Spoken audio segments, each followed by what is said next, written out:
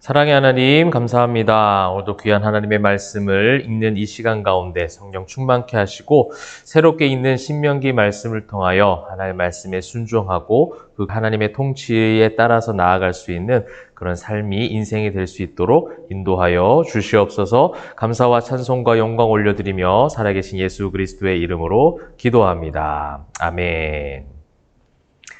여러분 반갑습니다. 오늘은 이제 신명기 말씀을 읽도록 하겠습니다. 신명기 1장, 2장 말씀을 오늘 읽도록 하겠습니다.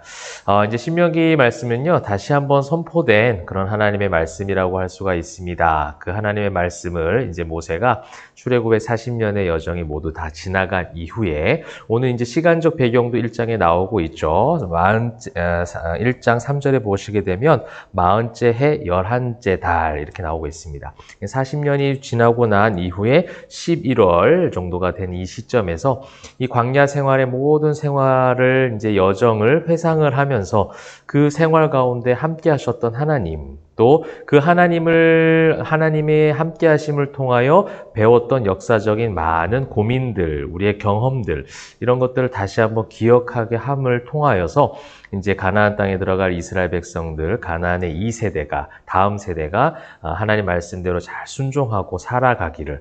그래서 어떻게 보면 신명기에는 보응적인 신학의 색채가 많이 나오고 있죠. 하나님 말씀과 규례에 순종하면 복이 되고, 또 하나님 말씀에 불순종했을 때 그 죄악된 결과들, 그 무너짐들, 이 모든 것들을 다 담고 있는 모세의 설교라고 할 수 있습니다. 또한 이 모세가 한 3편의 설교를 이제 엮어 놓은 그런 것이 이제 신명기 말씀이 될 텐데, 오늘 이제 읽으실 1, 2장, 그 다음에 내일 읽게 되실 이제 3, 4장, 또 4장의 일부까지가 이제 모세의 첫 번째 설교라고 할 수가 있습니다. 그렇다면 이 모세의 첫 번째 설교 가운데 1장에서는 무엇을 이야기하고 있을까를 한번 보시게 되면요. 한마디로 이 광야의 모든 여정들을 회상하면서 그 광야의 모든 노정 가운데 늘 함께 하셨던 하나님 여호와. 그래서 오늘 1장에 보시게 되면 반복돼서 계속해서 나오는 것이 너희의 하나님 여호와께서라는 표현이 굉장히 많이 나오고 있습니다. 그래서 어떤 역사적인 기억을, 또 역사적인 사건에 대한 회상으로 끝나는 것이 아니라 그 모든 사건과 그 일들과 그 과정 가운데 늘 우리의 하나님 여호와께서 함께하고 계셨다라는 거예요. 모세가 이제 설교를 듣는 독자들에게 너희의 하나님 여호와께서 했지만, 사실 어떻게 보면 우리의 하나님 여호와께서 아니겠습니까? 그 모든 상황 가운데, 그 모든 길들 가운데, 모든 사건들 속에서 늘 함께 하셨던 우리의 하나님 여호와께서라는 이 주체가 분명했다라는 거예요.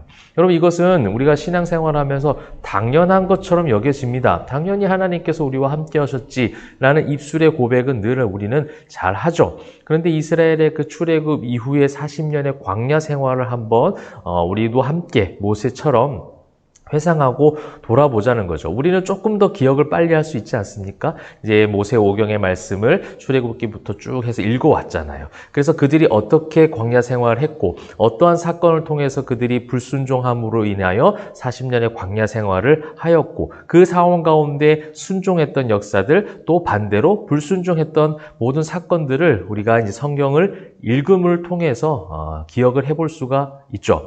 그렇다면 그 상황 가운데 우리 삶의 부분까지도 우리가 그것을 함께 적용해 볼 수 있는 거예요. 우리가 늘 하나님 여호와를 찬양합니다, 믿습니다, 고백하죠. 그래서 이스라엘 백성들처럼 제사를 드리고 하나님 앞에 제물을 드리기 위하여 동물을 잡기도 하고 정성을 드립니다. 성막을 중심으로 움직였어요. 그래서 성막 중심으로, 성전 중심으로 하나님의 영광에 따라서 순종한다라는 개념을 가지고 광야 생활에 살아갔다라는 것이죠. 그럼에도 불구하고 그들의 곳곳에서 보여줬던 그 불순종의 모습들을 보면서 그것이 누구의 모습으로 우리가 볼 수 있겠습니까? 바로 저의 모습, 또 여러분 성경 읽는 여러분 자신의 모습으로 한번 비추어 볼 수 있어야 되겠죠. 그래서 이제 모세는요, 1장의 모든 여정의 삶을 회상하면서 우리의 하나님 여호와께서 모든 상황 가운데 항상 함께 하셨던 그 하나님 여호와께서라는 이 주체를 아주 분명하게 첫 번째 설교를 통해서 가르쳐 주고 있습니다.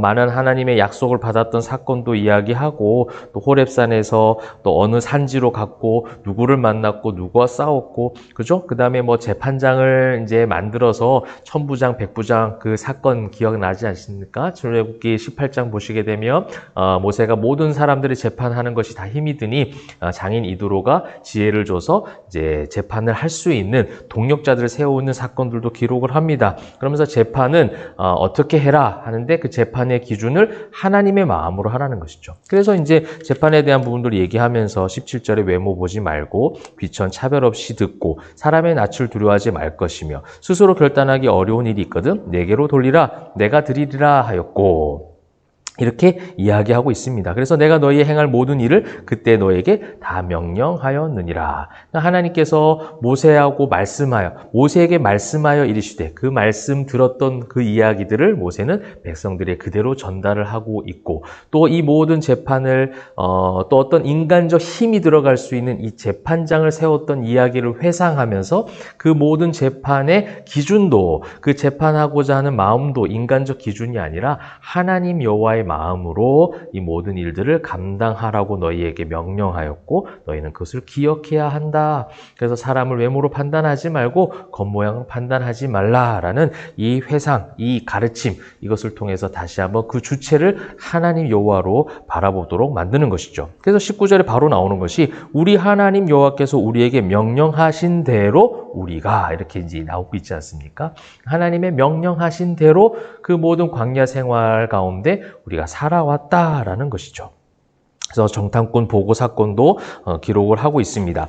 자, 그러면서 이제 오늘 1장의 이제 마지막 부분은 정탐꾼 사건을 기록을 하고 있죠. 싸워서 하나님께서 약속하신 땅을 받을 수 있었던, 그래서 어렵지만 고통스럽지만 인간적 눈으로는 피하고 싶은 곳이기도 했던 정탐했던 결과에 의해서 제가 말씀을 드리는 겁니다. 정탐을 하고 난 이후의 상황은 피하고 싶은 곳이기도 했지만 하나님이 약속하셨기에 하나님께서 말씀하시고 너희를 이끄신 너희의 하나님, 우리의 하나님 여호와께서 함께 하심으로 그 모든 그 하나님 약속하신 땅을 차지할 수 있다라고 하셨던 그 약속의 말씀을 불순종으로 어겨버렸어요.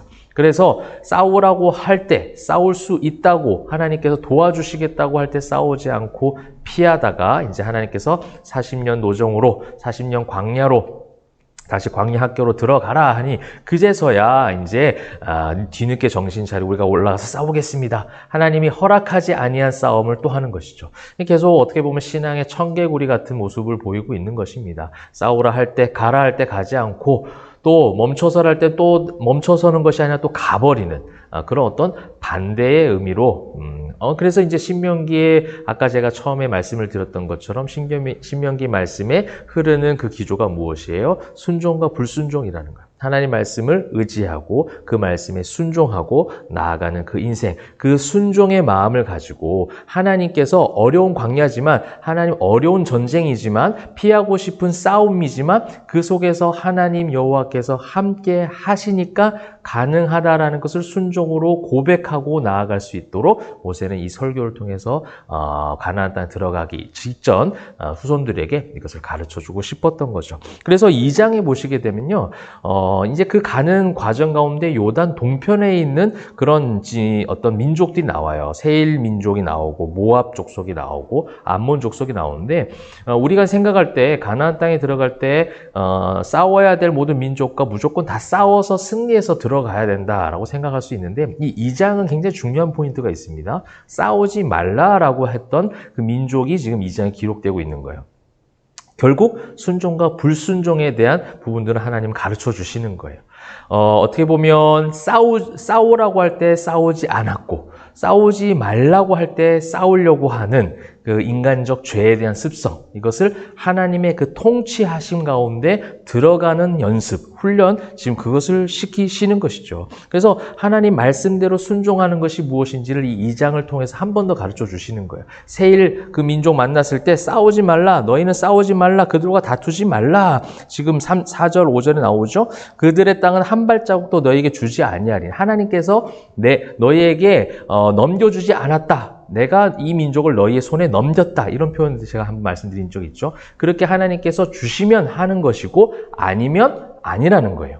싸울 수 있어 보이는 싸움이지만 하나님께서 넘겨주시지 않는 싸움, 하나님이 뜻하지 않는 싸움은 하지 않는 것, 절제하는 것이죠. 싸우고 싶지 않은데 하나님께서 적극적으로 내가 너희에게 그것을 너희 손에 넘겼으므로 너희가 승리할 것이다. 두렵고 힘들고 피하고 싶은 싸움이지만 감당하라 라고 했을 때는 신앙의 적극성을 가지고 싸우는 것. 이 적극성과 또 신앙의 어떤 절제, 그것이 어떤 기준으로요? 너희 하나님 여호와의 말씀대로, 하나님 말씀하여 주신 대로, 이것이 신명기 말씀을 통해서 계속해서 이어질 기초적인 베이스가 되겠습니다. 그런 어떠한 신앙적 기본을 가지시고 성경적 관점을 가지시고 신명기 말씀을 계속 읽으시면 되겠습니다. 사랑하는 성도 여러분, 오늘 1장에 너희의 하나님 여호와께서, 이것을 붙잡으십시오. 여러분의 삶 가운데 여러분의 주체는 여러분이 가지고 있는 실력과 재력과 또 경험과 지식이 아니라 하나님 여호와이시다라는 고백을, 선포를 강력하게 하시면 좋겠어요. 내가 이때까지 걸어온 수많은 광야의 길 가운데 나의 힘으로 살아온 것이 아니라 나의 하나님 여호와께서, 우리 가정의 하나님 여호와께서, 우리 교회의 하나님 여호와께서 우리와 함께 하셨다. 그러면서 이 장에 싸우지 말아야 될 사람들이 있어요. 싸우지 말라라고 말씀하신 민족들이 있어요. 그 민족들 다 이유가 있는 거예요. 그 민족들도 역시 그 땅에 가서 싸워서 차지한 땅이고, 또 두 번째로는 하나님이 약속한 땅이 아니에요. 하나님이 넘겨주신 땅이 아니라는 거예요. 그래서 싸워서 승리할 것 같이 보였던 그런 민족이라 할지라도 하나님이 아니야 하면 그것을 절제하고 내려놓기, 그 연습을 하게 하셨던 하나님. 그죠? 하나님께서 가라고 하시면 갈 수 있는 적극성, 멈춰서라고 하면 멈춰설 줄 아는 그 절제, 그 하나님께서 그 모든 기준은 하나님의 통치하심 가운데, 순종함 가운데 하나님이 기준이 된 인생이 그것이 가능해지더라라는 것을 신명기 말씀을 통해서 가르쳐주고 있는데요. 저와 여러분이 그 하나님의 통치하심과 다스리심, 하나님의 말씀과 법도가 기준이 되어져서 그 말씀으로 잘 분별하고 그 말씀대로 순종하며 나아감으로 그 순종의 기쁨을 누리시는 저와 여러분 되시기를 주님의 이름으로 축원합니다. 기도하겠습니다. 사랑과 은혜가 풍성하신 하나님, 오늘도 하나님 말씀을 읽을 때에 그 말씀대로 살아가기를 소망하고 다짐하는 마음으로 성경을 읽습니다. 사랑하는 주의 백성들, 그 말씀대로 살아갈 수 있는 마음 허락하여 주시고, 성령의 힘, 성령의 조명하심, 성령의 인도하신 대로 따라갈 때에 그것이 가장 큰 복된 인생이라 고백하고 찬양할 수 있도록 인도하여 주시옵소서. 감사드리며 살아계신 예수 그리스도의 이름으로 기도합니다. 아멘.